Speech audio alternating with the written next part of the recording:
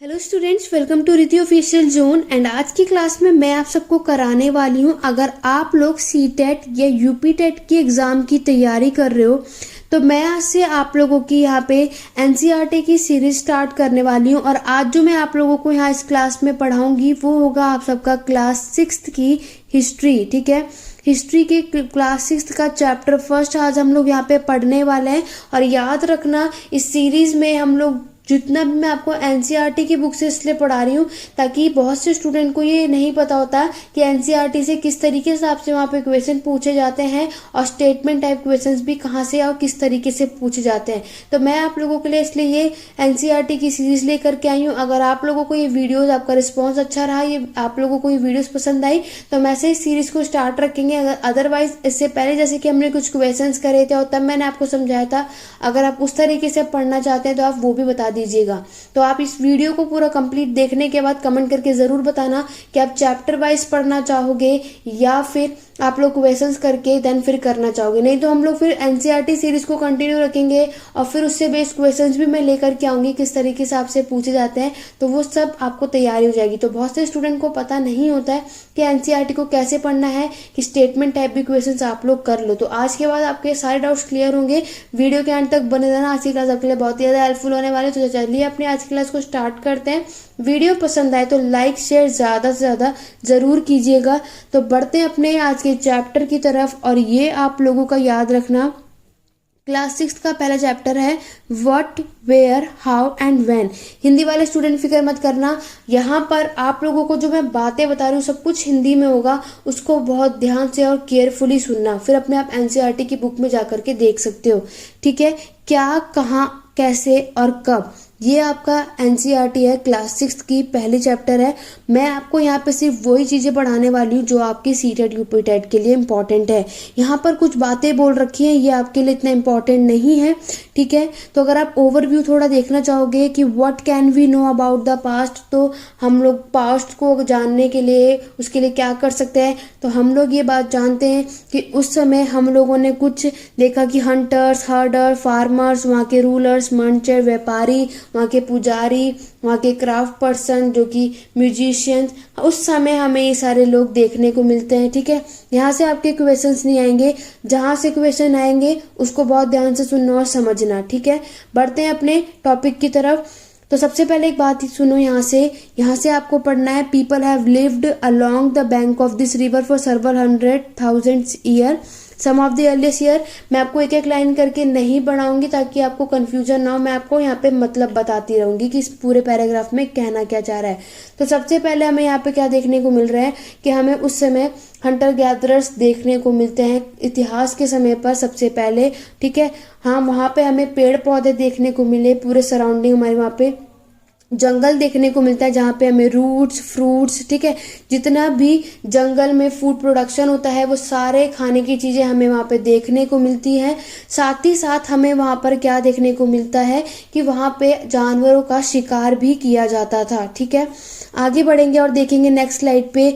यहाँ से इम्पोर्टेंट है जो आपके क्वेश्चंस बनते हैं, यहाँ से आप लोग बहुत अच्छे से समझना। ठीक है, जो जो क्वेश्चन बनता जाएगा सब कुछ बताऊंगी और प्रीवियस ईयर में सब पूछा जा चुका है। सबसे पहले आपको याद रखना है कि आपको ये हिल याद रखनी है, सुलेमान और किरथार हिल जो था वो कौन से साइड में था, नॉर्थ वेस्ट के साइड में था। ठीक है, तो यहाँ पर हमें क्या देखने को मिलता है, यहाँ पर हमें जो वहाँ की वुमेन और जो मैन थे, वहाँ के जो आदमी और जो वहाँ की औरत थे, उन्होंने सबसे पहले खेती करना शुरू कर दिया था।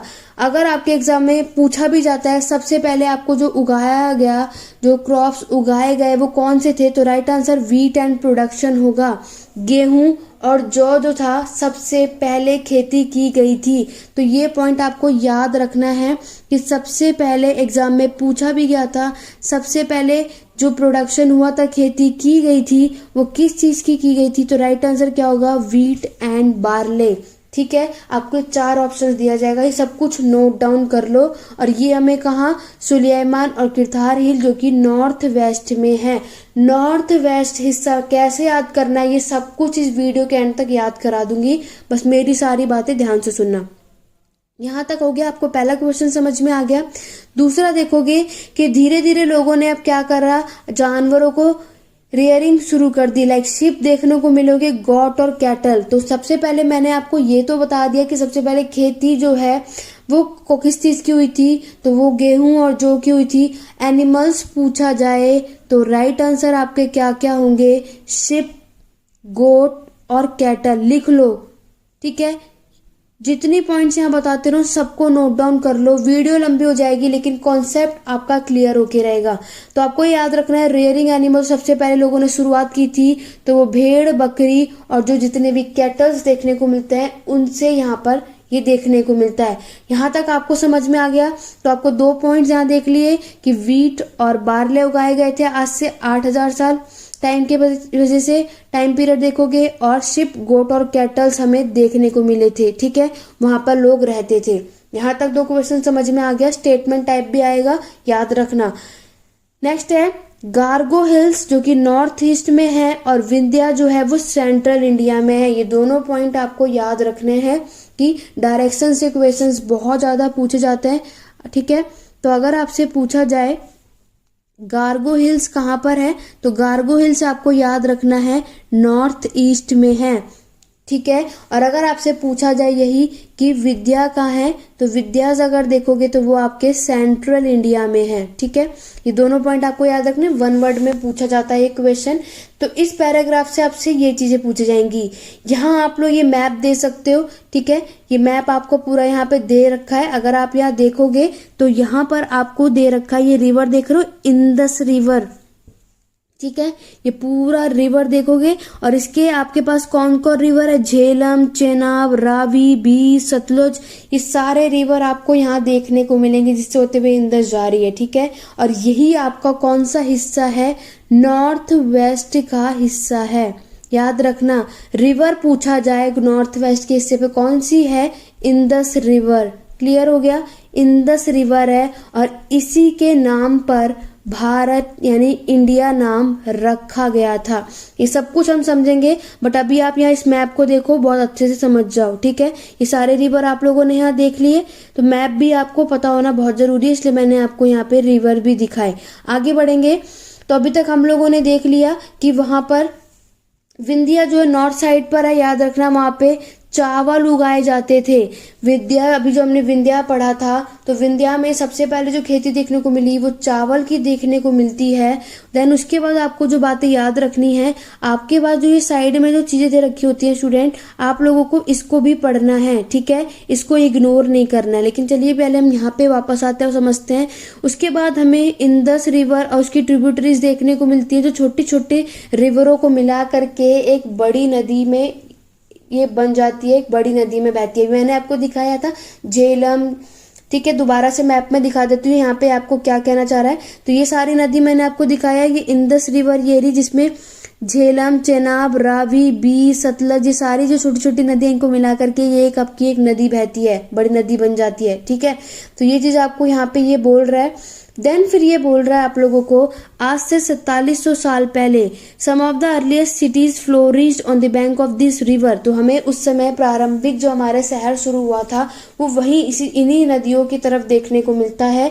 तो आज से 2500 साल पहले क्या बोल रहा है, सिटी जो है वो शहर जो है उनका विकास होना शुरू हो गया कहाँ, गंगा और उसकी ट्रिब्यूटरीज की तरफ। ये स्टेटमेंट टाइप क्वेश्चन यहाँ से पूछे जाते हैं।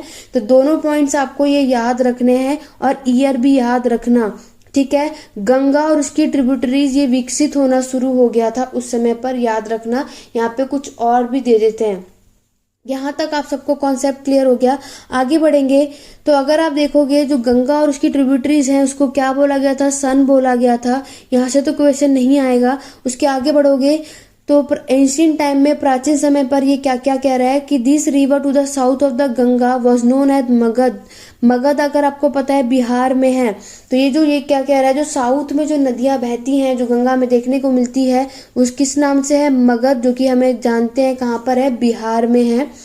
It's ruler was very powerful and set up a large kingdom. और हम लोग ये मगध के बारे में जानते हैं। मगध एम्पायर देखोगे, मगध का साम्राज्य देखोगे, वो सबसे ज्यादा पावरफुल रहा और वो उसने सबसे बड़ा साम्राज्य अपना वहां पर सेटअप कर लिया था। ठीक है।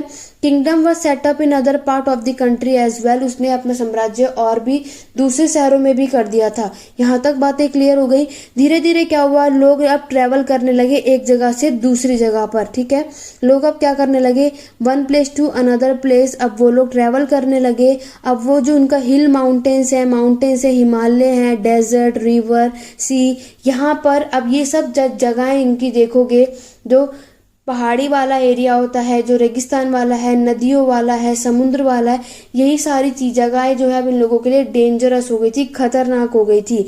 यहाँ पर रहना अब इनके लिए इम्पॉसिबल हो रहा था, जिसकी वजह से मैन और वुमेन ने अब अपना जो लिवलीहुड सर्च किया कि अब हम कहाँ जाकर रहेंगे। तो ढूंढने के लिए अब वो दूसरी जगह चले गए। क्यों? क्योंकि उन्हें बहुत जगह देखने को मिलता है नेचुरल कैलामिटी, जैसे कि फ्लड यानी बाढ़ आ जाती थी, कहीं सूखे पड़ जाते थे। तो जैसे जैसे सिचुएशन उनको देखनी पड़ती थी, तो वो उन्हें अपनी जगह बदलनी पड़ती थी। जहाँ वो पहले रहते थे वहां से हट करके उन्हें दूसरी जगह जाना पड़ता था। समटाइम्स मैन मार्च्ड इन आर्मीज कॉन्करिंग अदर लैंड। फिर धीरे धीरे क्या होता था, जो वहाँ के मर्चेंट, जो वहाँ के व्यापारी होते थे, वो ट्रैवल करते थे अपने कारवान या फिर शिप के साथ, ठीक है। बहुत सारे गुड्स अपने साथ लेकर के चलते थे, एक प्लेस से दूसरी प्लेस में ले जाकर के। फिर वो धीरे धीरे क्या करते थे, एक गांव से दूसरे गांव ये लोग घूमते थे, एक शहर से दूसरे शहर जाते थे, ठीक है। ऐसे ये one place to another place ये लोग घूमते रहते थे, ठीक है। यहाँ से क्वेश्चन नहीं पूछा जाता, जो क्वेश्चन ऊपर पूछे जाते हैं ये मैंने आपको सारा बता दिया। फाइनली अगर आप देखोगे तो यहाँ पर ये लोग क्या करते थे, जैसे ही नेचुरल कैलेमिटीज की वजह से, ड्राउट की वजह से, फ्लड की वजह से इन लोगों को अपनी जगह छोड़ करके दूसरी जगह जाना पड़ता था। आगे बढ़ेंगे। आगे बढ़ने से पहले जो साइड में आपकी ये मैप में एक चीज रखिए, इसकी तरफ नजर मारते हैं।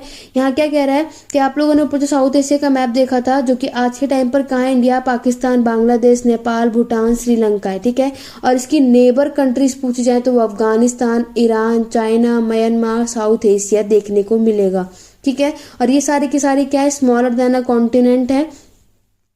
और ठीक है, यहाँ से इतने क्वेश्चंस नहीं पूछे जाते हैं, जहाँ से क्वेश्चंस बनते रहेंगे मैं आपको बताती रहूंगी, ठीक है। आपको क्या करना है, स्टेट के हिसाब से सारी प्रिपरेशन करनी है। और आप लोग जानते हैं एनसीईआरटी का सिलेबस बहुत ज़्यादा होता है, तो आप सबको ये रहता है कि हम कितना पढ़ेंगे, क्या क्या पढ़ेंगे। तो भी मैंने आपको बताया, लोग इधर से एक प्लेस से दूसरी जगह छोड़ के आ जाते थे, उनका हिल हो, माउंटेन हो, सी हो, ये सारी की सारी नेचुरल फ्रंटियर होती थी, जिसकी वजह से ये यहाँ पे इन लोगों को रहना बहुत मुश्किल हो जाता था, ठीक है। समुद्र के जो पहाड़ी पर रहते थे, समुद्र पार करना, ये सब उसके लिए इनके लोगों के लिए मुश्किल होता जा रहा था। धीरे धीरे फिर इन्होंने क्या करा, फिर इन्होंने यहाँ पे आप देखोगे, आपसे यहाँ पे क्वेश्चन भी पूछा जाता है।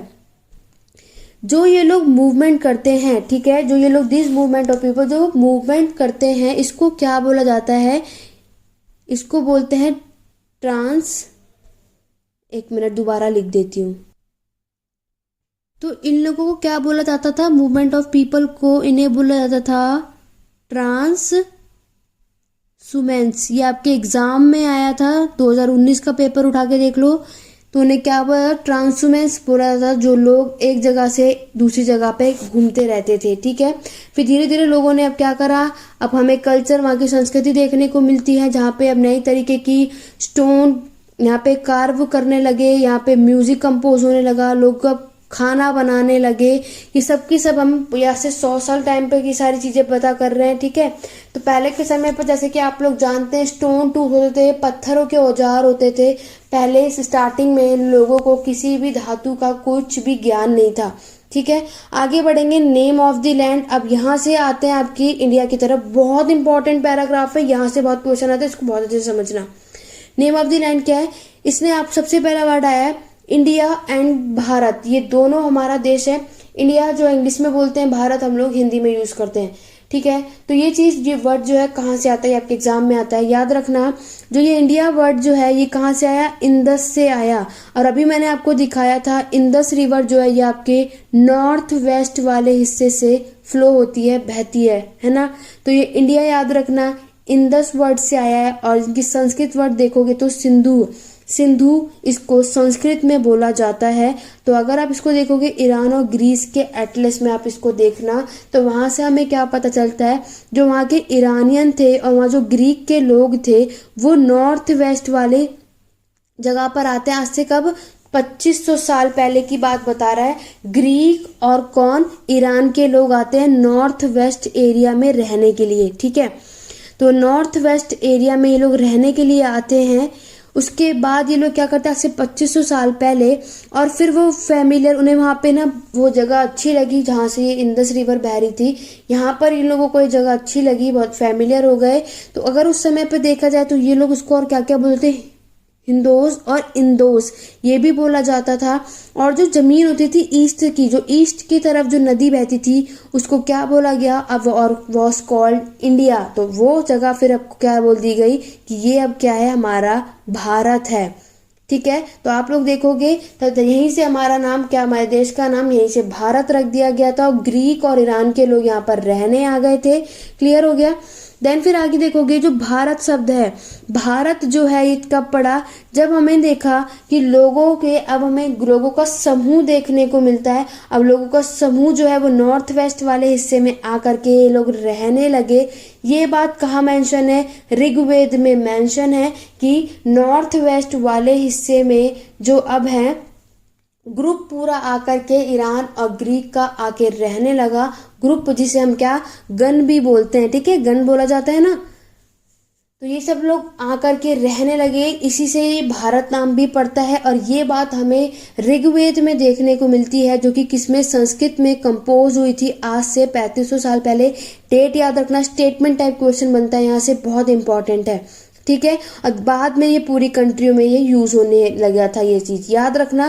तो ये पूरा पैराग्राफ वेरी इंपॉर्टेंट है, नोट्स बना लो। इंडिया और भारत जो है, इंडिया वर्ड आया था इंडस से, सिंधु इसको संस्कृत में बोला जाता है। ईरान और जो ग्रीक के लोग हैं वो नॉर्थ वेस्ट हिस्से में रहने आए थे आज से 2500 साल पहले। ठीक है, वो वहां से उन लोगों को वो जगह पसंद आई, वो बहुत फेमिलियर हो गए थे, और इसको हिंदोस और इंदोस भी बोला गया था। और ये लोग जो नदी होती थी, जो जमीन थी ईस्ट तरफ वाली, ठीक है, वहां की जो रिवर होती थी उसको क्या बोला गया, भारत, इंडिया बोला गया। भारत कैसे पड़ा कि जो ग्रुप होता था, जो लोगों का समूह आकर के कहाँ रहने लगा था, पूरे नॉर्थ वेस्ट वाले हिस्से में आकर के रहने लगा। तो वो ये सारी चीजें हमें ऋग्वेद में मेंशन थी, इससे पता चला कि ये भारत और इंडिया सब कैसे देखने को मिलता है। और ये संस्कृत में लिखी गई आज से 3500 साल पहले। वेरी इंपॉर्टेंट पैराग्राफ है। यहाँ तक क्लियर हो गया। आगे बढ़ते हैं और देखते हैं हमें अब क्या पढ़ना है। अब हमें ये देखना है कि अब हमें ये देखने को मिलता है कि हम उस समय जो इतिहास लिखा जाता था वो सब पास्ट के बारे में वो कहाँ देखने को मिलता है। तो देखो, सबसे पहली बात याद रखना, तो सबसे पहले जो पास्ट में की बारे में जो हमें बातें पता चलती है वो हमें मैन्युस्क्रिप्ट में पता चलती हैं। मैन्युस्क्रिप्ट का मतलब है हाथ से लिखी गई। ठीक है, मैनु मतलब होता है हैंड। क्लियर हो गया। मेनू मतलब आप देख सकते हो, मेनू एक लैटिन वर्ड है, याद रखना। इसका मतलब होता है हैंड, यानी कि हाथ से लिखी गई लिपि, उसे बोलते हैं मैन्युस्क्रिप्ट। और उस समय वो किस पे, पाम लीफ पे लिखी जाती थी। बहुत इंपॉर्टेंट क्वेश्चन है, पूछा जाता है। अब इसको पैराग्राफ को बहुत ध्यान से समझना, स्टेटमेंट टाइप के लिए, वन वर्ड दोनों के लिए है।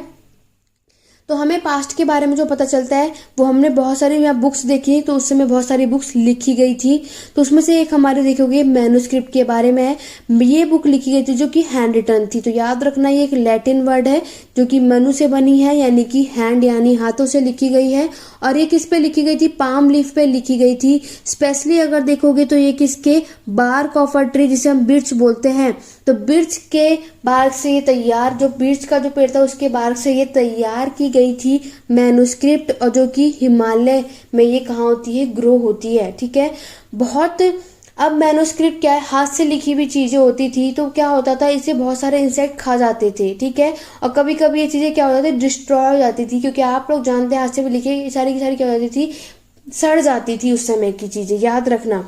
बट मैनी, लेकिन आप लोग ये देख सकते हो ये सारी जो ये एक मैन्युस्क्रिप्ट है, मैन्युस्क्रिप्ट किस लैंग्वेज में लिखी जाती थी वो भी सब आपको पता होनी चाहिए। तो संस्कृत में, ये जो मैन्युस्क्रिप्ट फिगर में देख रही हूँ संस्कृत में लिखी गई थी, पर्शियन में और तमिल लैंग्वेज में उस समय मैन्युस्क्रिप्ट लिखी जाती थी। साइड में जो मैंने आप यहाँ पे ये मैंने आपको पढ़ा दिया है ऑलरेडी, पाम लीफ याद रखना, मैन्युस्क्रिप्ट पाम लीफ पे लिखी जाती थी। आज से 100 साल पहले की बात, 1000 साल पहले की बात बता रहा है। ठीक है, पाम लीफ पे लिखी जाती थी और ये पेजेस में कट होते थे और टाइट कर दिए जाते थे और ऐसे मिल के एक ये बुक बना दी जाती थी। ठीक है, बिर्च बार्क था, कौन सा पेड़ का था, बार का ये मैन्युस्क्रिप्ट ये लोग बनाते थे। तो मैंने आपको क्या बताया, ये स्टेटमेंट पे लास्ट ईयर भी आया था कि क्या ये स्टैक खा जाते हैं, क्या ये मैन्युस्क्रिप्ट डिस्ट्रॉय हो जाती थी, तो बिल्कुल ये हो जाती थी, बट मैनी हैव सर्वाइव। तो ये सारी प्रॉब्लम हमें फेस ऑफ करनी पड़ती थी, ठीक है।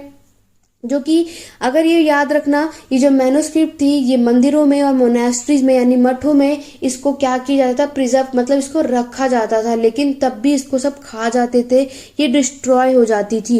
ये सारी बातें आपको याद रखनी है। ये जो बुक थी इसमें सारे राजाओं के बारे में बताया जाता था, उस समय कौन सी मेडिसिन होती थी, वहाँ के उस समय के विज्ञान के बारे में, सारे एपिक्स, पोयम, कविताएं, कौन से प्ले, ये सारी बातें हमें इस मैन्युस्क्रिप्ट इस बुक किताब में देखने को मिलती है, जो कि संस्कृत में लिखी जाती थी। सबसे पहले जो लिखी गई थी ये बुक जो है वो संस्कृत में लिखी गई, बाद में ये प्राकृत और तमिल में लिखी गई थी। याद रखना, प्राकृत जो है वो लैंग्वेज यूज किया था ऑर्डिनरी यानी कि आम लोगों ने।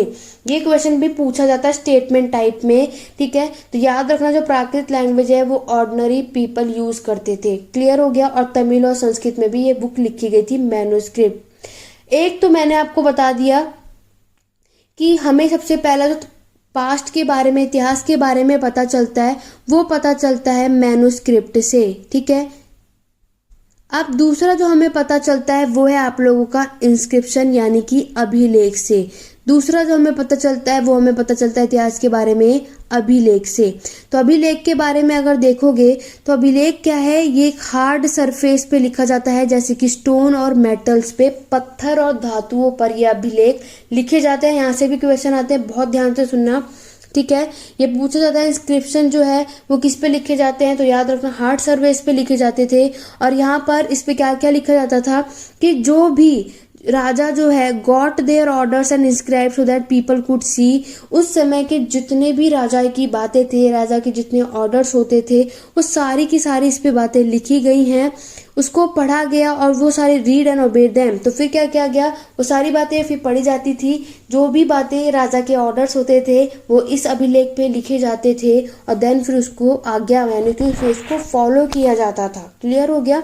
देन वहाँ के जो मैन वुमेन, वहाँ के जो इंक्लूडिंग राजा थे और जो क्वींस होती थी, रानियां होती थी, उन सब का रिकॉर्ड हमें यहाँ देखने को मिलता है।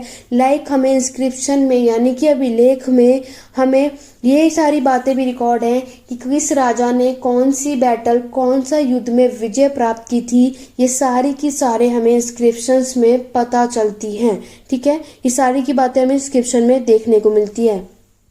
आगे बढ़ेंगे।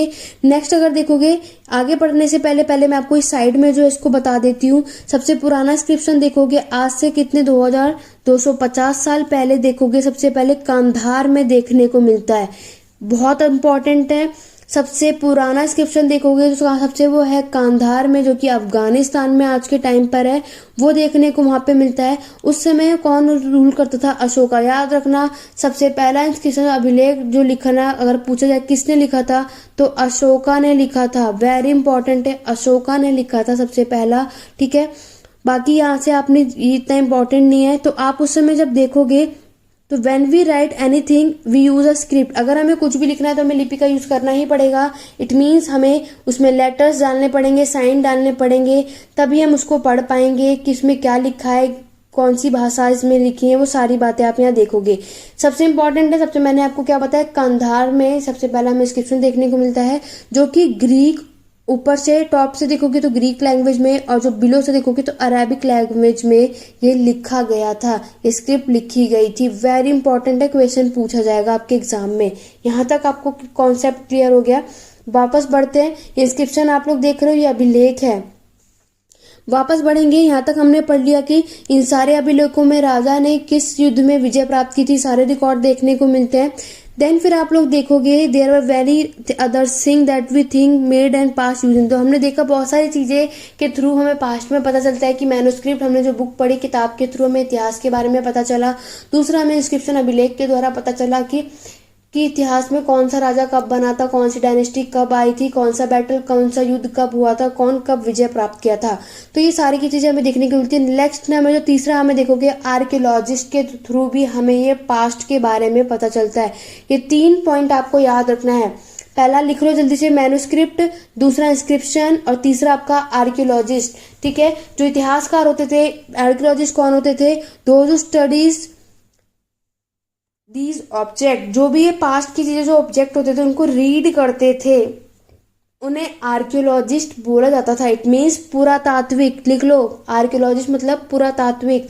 आर्कियोलॉजिस्ट वो लोग होते थे जो कि ये देखते थे, वो चीज वो पढ़ते थे कि बिल्डिंग्स पे या स्टोन और ब्रिक्स पे, पेंटिंग्स पे, मूर्तियों पर क्या क्या चीजें लिखी हैं, वो सब कुछ उसको पढ़ते थे आर्कियोलॉजिस्ट। और फिर हमें पता चला था, लाइक आपने देखा होगा पूरा पाषाण काल में यानी कि पैलियोथिक साइट पे आप लोगों को एक गुफा देखने को मिली थी भीमबेटका की। ठीक है, भीमबेटका में हमें एक गुफा, आप लोग जानते हैं कि वो गुफा किस लिए फेमस है? पेंटिंग के लिए। ठीक है, पेंटिंग के लिए फेमस है। और उस पर क्या लिखा क्या नहीं लिखा वो हमें किसके थ्रू, जो आर्कियोलॉजिस्ट थे उन्होंने इस गुफाओं की दीवारों पे पढ़ा, तब हमें पता चला था कि वहाँ के साइंस क्या थे। आप जाके जरूर देखना, भीमबेटका बहुत ही फेमस है। ठीक है, एमपी मध्य प्रदेश में है, जाकर के देख लो नेट पर, आपसे यहाँ से क्वेश्चन पूछा जाता है। भीमबेटका जो है वो आपकी पैलियोथिक यानी कि पूरा पाषाण काल का है। ये हम आगे पढ़ेंगे नेक्स्ट चैप्टर में, बट ये पॉइंट याद रखना। तो ये तीसरे आपके ये सोर्स हैं। इस चैप्टर में हम सोर्सेज देख रहे हैं कि हमें इतिहास के बारे में कैसे पता चलता है। ठीक है, तो ये लोग क्या करते हैं? दे ऑल्सो एक्सप्लोर एक्सकवेशन, खुदाई करते हैं जमीनों में, खोद के वहाँ के उस समय कौन से उपकरण, कौन से हथियार, कौन से बर्तन, कौन से आभूषण, कौन से सिक्के जो जो मिलते हैं वो हमें आर्कियोलॉजिस्ट के थ्रू पता चलता है। ठीक है, तो ये सारे ऑब्जेक्ट हमें देखने को मिलते, उस समय हमें बोन्स भी देखने को मिले, क्ले भी देखने को मिले, धातु भी देखने को मिली। तो ये सारी चीजों के थ्रू हमें इतिहास के बारे में पता चलता है। तो ये है आप लोगों का पूरा पहला चैप्टर। लेकिन सबसे पहले आपको लिख लो, फर्स्ट चैप्टर में जो आपको पहला पता होना चाहिए वो है आप लोगों का मैन्युस्क्रिप्ट। ठीक है, मैन्युस्क्रिप्ट है जो आपको याद रखना है। दूसरा आपको जो याद रखना है वो क्या है? इंस्क्रिप्शन, अभिलेख। मैन्युस्क्रिप्ट को पांडुलिपि भी बोलते हैं, तो हिंदी वाले स्टूडेंट आप लोग लिख सकते हो पांडुलिपि। इंस्क्रिप्शन है अभिलेख। और तीसरा आपको याद रखना है आर्कियोलॉजिस्ट के थ्रू। ठीक है, तो आर्कियोलॉजी के थ्रू आप लोगों को ये बातें पता चलती हैं, आर्कियोलॉजिस्ट, पुरातात्विक। तो ये तीन चीजें हैं जिसके वजह से हमें सोर्सेज, सारे स्रोत हैं जिसकी वजह से हमें पता चलता है कि इतिहास में कौन कौन सी घटनाएं घटित हुई थी और कौन कौन से राजा देखने को मिलते हैं, सिक्के देखने को मिलते हैं, टेम्पल्स देखने को मिलते हैं। ठीक है, जितनी बातें मैंने आपको सब बताई है वो सब कुछ हमें इन बुक्स के थ्रू, जो कि मैन्युस्क्रिप्ट थी, किताब के थ्रू पता चली। इंस्क्रिप्शन जो हार्ड सर्वे, जो पत्थरों पे लिखा जाता था, मेटल धातुओं पे देखने को मिला। और लास्ट अगर बात करोगे आर्कियोलॉजिस्ट ने तो खुदाई करके जो दीवारों पे लिखी हुई थी चीजें, उन सब के थ्रू हमें इतिहास के बारे में पता चलता है। यहाँ तक आपको बातें समझ में आ गई? आगे बढ़ेंगे और ये आप लोगों का यहाँ पर आप देख सकते हो कि उस समय जो हमें बर्तन देखने को मिलता है, पॉट देखने को भी मिलता है। आज से पॉट अगर देखोगे, आज से 4700 साल पहले यूज किया हुआ था पॉट। ठीक है, ये सिल्वर कॉइन्स देखोगे, सबसे पहले कि सिल्वर कॉइन्स यूज करे गए थे वहां पर, याद रखना। ये सिल्वर कॉइन आप लोग देख सकते हो। यहाँ तक आपको समझ में आ गया? आपको वो तीनों सोर्स याद रखने हैं। और आपको इंडिया वर्ड कहाँ से आया था? इंदस रिवर से आया था। ठीक है, और इंदस अभी हमने देखा नॉर्थ वेस्ट साइड से आया था। डायरेक्शन याद रखना। यहाँ पे लोग अब ग्रुप बना कर रहने लग गए थे तो उन्हें क्या बोला गया था? भारत कहने लगे थे। ऐसे याद कर लो, ये पूरा चैप्टर मैंने आपको ऐसे ही करा दिया। यहीं से वन वर्ड आए, स्टेटमेंट टाइप आए, गलत नहीं करना। ठीक है, तो ये सारी बातें आप लोगों ने यहाँ देख ली। ठीक है, तो ये सारी भारत कहाँ से आया, इंडिया कहाँ से आया, ये आपको यहाँ तक पॉइंट याद रखना है। क्लियर हो गया ना? आज का आपका ये, आगे भी बढ़ेंगे, इंपॉर्टेंट कुछ पॉइंट और देख लो। हमें आर्कियोलॉजिस्ट ने कुछ बोन्स, हमें हड्डियां भी देखने को मिली, जानवरों की, पक्षियों की, मछलियों की, इनके हमें हड्डियां भी देखने को मिलती हैं। ये देखने का क्या मतलब है? इससे लोगों को पता चला कि जानवरों को क्या क्या खाते थे उस समय के जानवर, क्या क्या, ये सारी चीजें हमें पता चलती है। कौन से प्लांट्स हमें उस समय पता चले कि कौन से प्लांट्स उस समय रहते थे, कौन से ज्यादा पेड़ पौधे रहते थे। वहाँ पे हमें अनाजों के बीज देखने को मिलते हैं, लकड़ियों के पीसेस देख के जले हुए मिलते हैं। इससे हमें ये समझ में आता है कि वहाँ के लोगों को फायर यानी कि आग की नॉलेज हो गई थी, आग के बारे में जानते थे, जब तो हमें वहाँ पे लकड़ियों के जले हुए देखने को मिले थे। ठीक है, देन आगे बढ़ेंगे। फिर हम लोगों ने, मैंने आपको अभी क्या क्या बताया कि हमें जो पास्ट के बारे में पता चलता है वो मेन कौन कौन है? मैन्युस्क्रिप्ट से, इंस्क्रिप्शन से और आर्कियोलॉजी यानी कि पांडुलिपि, अभिलेख और आपके पुरातात्विक स्रोतों से हमें ये पूरे इतिहास के बारे में पता चलता है। इतना आपने कर लिया तो फर्स्ट चैप्टर में इससे बाहर आपको कुछ भी नहीं पढ़ना है। जितना मैंने आपको बता दिया इतना कर लो। स्टेटमेंट टाइप भी क्वेश्चन निकाल लोगे और वन लीनियर क्वेश्चन भी। यहाँ तक आप सबको क्लियर हो गया। आगे बढ़ेंगे तो ये इतना इम्पोर्टेंट नहीं है, यहाँ से कुछ क्वेश्चन नहीं बनेगा। तो यहाँ पे मर्चेंट जो व्यापारी रहते थे, राजा रानी, किसान, क्राफ्ट पर्सन, उस समय हमें देखने को मिलते हैं। ये सारी बातें यहाँ पे बता रखी हैं।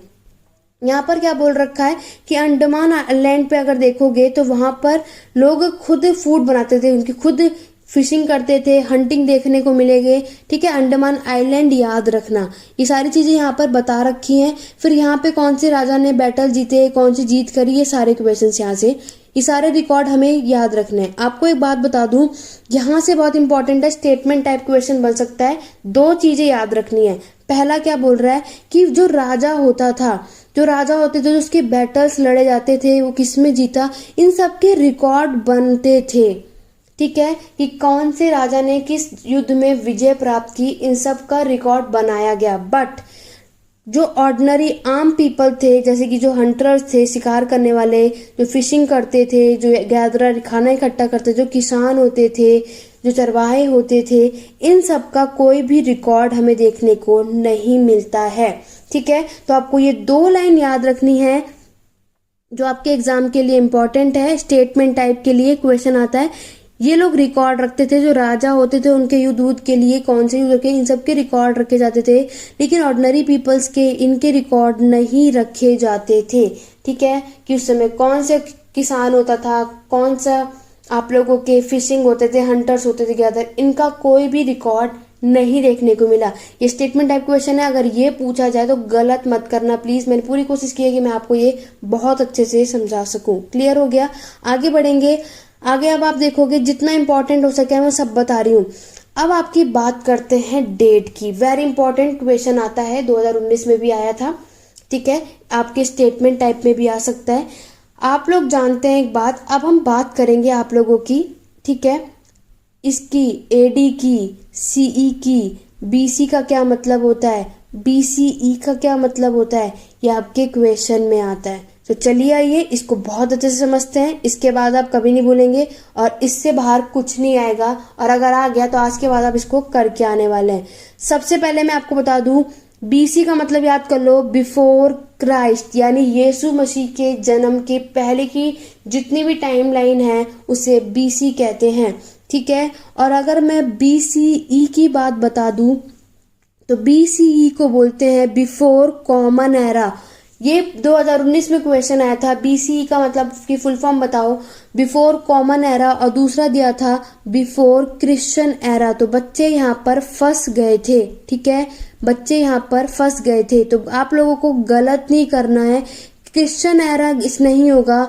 इसने फुल फॉर्म पूछी है, कॉमन एरा आएगा, क्रिस्ट पूछेगा तो बीसी में होगा। याद रखना, ये जो पीरियड आप देख रहे हो वो क्रिश्चियन का जरूर है। ठीक है, क्रिश्चियन एरा है। बच्चों के माइंड में तो था कि ये तो यीशु मसीह का टाइम था, क्रिश्चियन का टाइम है तो उसकी फुल फॉर्म यही होगी। नहीं, बीसी का याद रख लो, बिफोर क्राइस्ट, और बीसी का होता है बिफोर कॉमन एरा, और ये दोनों एक ही होते हैं।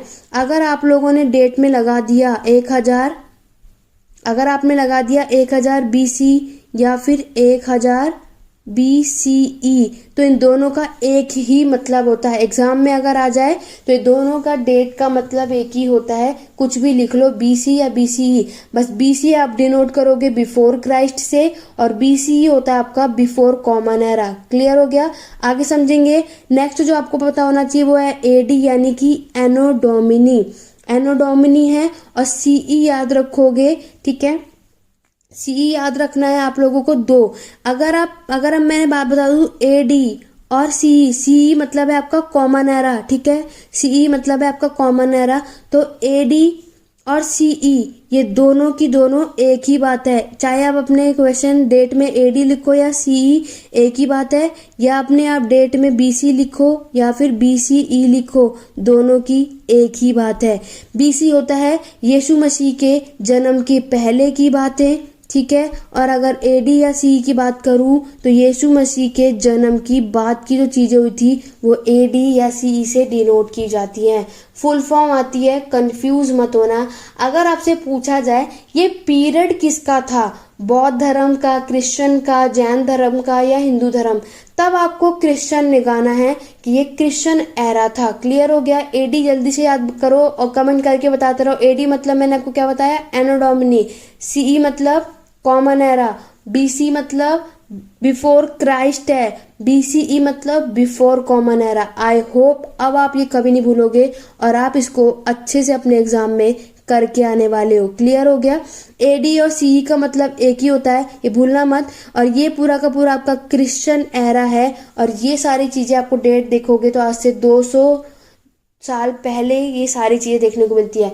लास्ट है जिसको बच्चे बिल्कुल भी ध्यान नहीं देते और इग्नोर करके चले जाते हैं और आपके प्रीवियस ईयर का क्वेश्चन है, बीपी की फुल फॉर्म बताओ। बीपी का यहाँ डिनोट क्या था। बीपी का आप लोगों का है बिफोर प्रेजेंट। आपको के क्वेश्चन में प्रीवियस ईयर में सीटेट में पूछा गया क्वेश्चन है। लास्ट में ये आपको जरूर देखना है कि बीपी जो है इसका मतलब है बिफोर प्रेजेंट। ये क्वेश्चन पूछा गया था। तो ये रहा आपका पूरा क्लास 6 का फर्स्ट चैप्टर जो मैंने आपको आज कंप्लीट करा दिया है।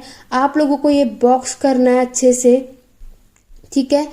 यहाँ तक अगर आप लोगों ने कर लिया, इससे बाहर कुछ नहीं आएगा। फुल फॉर्म याद कर लो, एडी, और तुरंत अपनी कॉपी में लिख लो। एक बार और बता दे रही हूँ, एडी और सीई एक ही बात है। ये दोनों की दोनों यीशु मसीह के बाद के समय के हैं। और बीसी और बीसीई ये दोनों की दोनों यीशु मसीह के पहले के समय हैं। एपी याद रखना, सॉरी बीपी याद रखना बिफोर प्रेजेंट है। यहाँ से आपसे क्वेश्चंस आपसे पूछे जाएंगे। तो एक बार मैं आपको बता दूं कि इस पूरे चैप्टर में आप लोगों ने 3 सोर्सेज देखे। ये तो डेट आपको सारी याद रखनी है। इसके अलावा हम लोगों ने मैन्युस्क्रिप्ट पढ़ा, पांडुलिपि पढ़ा, इंस्क्रिप्शन अभिलेख पढ़ा, आर्कियोलॉजी और पुरातात्विक पढ़ा। ये 3 सोर्स देखने को मिले जिससे हमें इतिहास के बारे में पता चलता है। और इसके बाद एक पॉइंट तो आपको ये पढ़ना है, दूसरा तो आपको ये डेट के बारे में याद रखना है और तीसरा आपको जो याद रखना है वो है आपका इंडिया और भारत। ये वर्ड कैसे आया, कहाँ से आया, क्यों आया, ये चीजें याद रखनी है। इन तीनों के अलावा कुछ भी इस चैप्टर से बाहर नहीं आने वाला है, इस 100% की गारंटी देती हूँ। आई होप मैंने आप सबको ये कॉन्सेप्ट बहुत अच्छे से समझा दिया और आई होप आपको ये चैप्टर अब क्लियर हो गया होगा। अगर आपको ये वीडियो पसंद आई हो तो लाइक करो, शेयर करो और कमेंट करके ज़रूर बताओ कि आपको ये चैप्टर या कॉन्सेप्ट क्लियर हुआ या नहीं। और मैंने आप लोगों को पूरी कोशिश की है, अगर आपके अब इस चैप्टर से 1 टाइप क्वेश्चन भी आ जाए या फिर आप लोगों की स्टेटमेंट वाइज किस तरीके से क्वेश्चन आ जाते हैं, कहाँ से आएगा, वो सब कुछ बता दिया है। क्लियर हो गया हो कमेंट करके जरूर बताना।